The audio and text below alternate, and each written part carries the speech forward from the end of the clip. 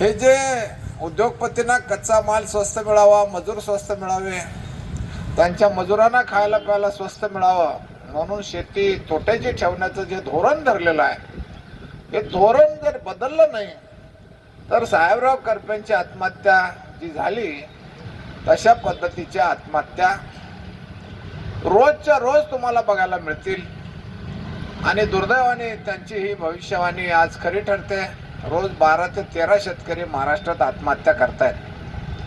आणि अशा काळामध्ये अनेक प्रश्न इथं उपस्थित व्हायला लागलेले आहेत. म्हणजे आज जे काही कवितेतून सगळ्यांनी सांगितलं त्याचा एकच सार आहे की आज दिवस काही फारसे चांगले आलेले नाही आहेत.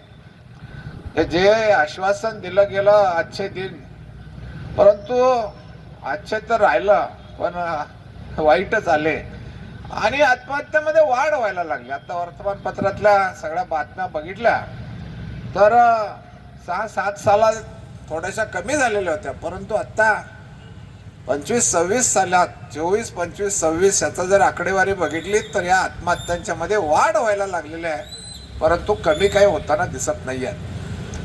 या आत्महत्येला अनेकांनी अनेक कारणं सांगितलेली आहेत. शेतीमालाला भाव नाही ही गोष्ट शरद जोशींनी पहिल्यांदा मांडली आणि हीच गोष्ट डॉक्टर M.S. स्वामीनाथननी मांडली की 1.5 भाव दिल्याशिवाय शेतकरी आत्महत्या थांबणार नाहीत.